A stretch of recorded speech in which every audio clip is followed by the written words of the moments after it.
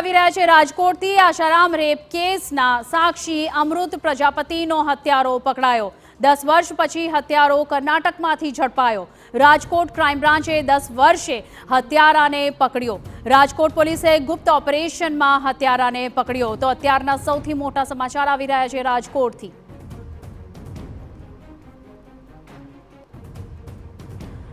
તો આશારામ રેપ કેસના જે સાક્ષી હતા અમૃત પ્રજાપતિ તેના મર્ડરની મિસ્ટ્રી પોલીસે સોલ્વ કરી લીધી છે અને જે મુખ્ય આરોપી હતો તે હત્યારાને પોલીસે ઝડપી પાડ્યો છે। કર્ણાટકમાંથી આ હત્યારાને ઝડપી પાડ્યો છે। તમને જણાવી દઈએ કે આશારામ રેપ કેસના જે મુખ્ય વિટનેસ હતા તેના હત્યાનો મામલો હતો અને તે હત્યારાને રાજકોટ પોલીસે ક્રાઇમ બ્રાન્ચે ઝડપી પાડ્યો છે।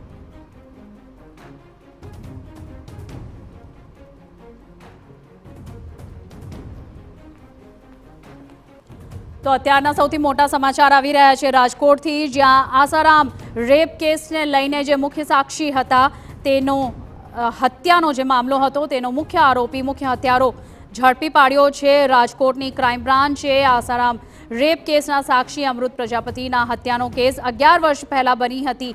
આ હત્યાની ઘટના આયુર્વેદિક તબીબ અમૃત પ્રજાપતિને તેની જ હોસ્પિટલમાં ગોળી મારી હત્યા કરવામાં આવી હતી। તમને જણાવી દઈએ કે 23 મે 2014ના રોજ કરવામાં આવી હતી આ હત્યા અને આરોપી દર્દી બની પહોંચ્યો હતો અમૃત પ્રજાપતિના હોસ્પિટલમાં।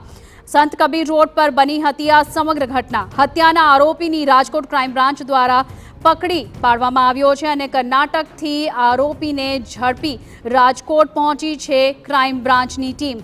આરોપી કિશોર બાલકૃષ્ણ બોડકેની ધરપકડ કરવામાં આવી છે। તો આપને જણાવી દઈએ કિશોર બાલકૃષ્ણ બોડકે છે જે મુખ્ય હત્યારો છે આ કેસમાં। આ મર્ડર મિસ્ટ્રી સોલ્વ થઈ ગઈ છે, તેને રાજકોટની ક્રાઇમ બ્રાન્ચે ઝડપી લીધો છે અને અત્યારે લઈને પહોંચી ગઈ છે રાજકોટ। આ સમગ્ર મામલે વધુ વિગતે વાત કરીએ અમારા સંવાદદાતા રોનક મજેઠિયા સાથે। રોનક, અત્યારનો સૌથી મોટા સમાચાર આવી રહ્યા છે, શું છે વધુ વિગતો? નીરુ, રાજકોટ ક્રાઇમ બ્રાન્ચને ખૂબ મહત્વની સફળતા મળી છે ને છેલ્લા ઘણા સમયથી રાજકોટ ક્રાઇમ બ્રાન્ચ આ કેસ પાછળ લાગેલી હતી ને આખરે રાજકોટ ક્રાઇમ બ્રાન્ચને આ કેસમાં સફળતા મળી છે, જેમાં આશારામ રેપ કેસ જે હતો તેમના એક સાક્ષી હતા, મહત્વના સાક્ષી હતા અમૃત પ્રજાપતિ।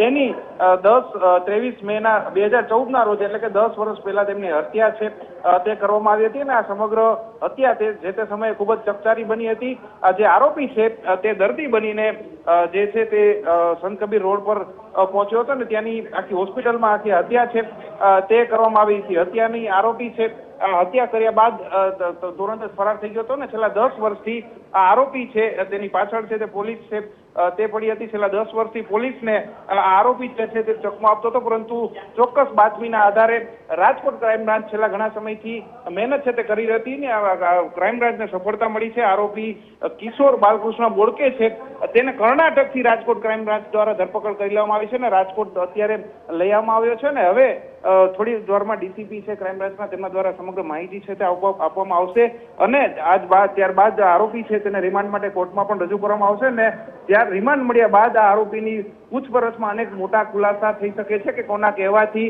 તેમણે છે આ તે મહત્વના કેસના સાક્ષીની હત્યા કરી હતી। હવે થોડી વારમાં ડીસીપી છે ક્રાઇમ બ્રાન્ચમાં તે જે મહત્વની પ્રેસ કોન્ફરન્સ કરશે તેમાં વધુ માહિતી બહાર આવશે। જી રોનક, આ તમામ મહત્વની ઇમ્પોર્ટન્ટ અપડેટ્સ અત્યારે સામે આવી રહી છે। આ ખૂબ જ મહત્વપૂર્ણ અને એક મોટો કેસ હતો જેમાં આ હત્યા કરવામાં આવી હતી। જે આરોપી છે બાલકૃષ્ણ તેમની સાથે બીજા કોઈ લોકોની સંડોવણી હતી કે કેમ અને આખરે હત્યાનો હેતુ શું હતો તે મુદ્દે વધુ વિગતો અત્યારે મળી શકી છે? તો અત્યારે સૌથી મોટા સમાચાર આવી રહ્યા છે। અમૃત પ્રજાપતિનો જે હત્યારો છે તે પકડાઈ ગયો છે। દર્દી બનીને તેમની પાસે તેમના હોસ્પિટલમાં સારવાર માટે ગયો હતો અને ત્યાં ગોળી મારીને તેમની હત્યા કરી દીધી હતી અને અત્યારે હવે પોલીસને રાજકોટની જે ક્રાઇમ બ્રાન્ચની ટીમ છે તેમને એક મોટી સફળતા હાથ લાગી છે। 10 વર્ષ પછી હત્યારો કર્ણાટકમાંથી ઝડપાયો છે। થોડી જ વારમાં અત્યારે રાજકોટ ક્રાઇમ બ્રાન્ચની ટીમ તમામ વધુ વિગતો આપવાની છે અને આખરે બાલકૃષ્ણ જે છે મુખ્ય હત્યારો તેની સાથે બીજા કોઈ લોકોની સંડોવણી હતી કે કેમ અને હત્યા પાછળનો હેતુ શું હતો તેની વધુ વિગતો થોડી જ વારમાં સામે આવશે।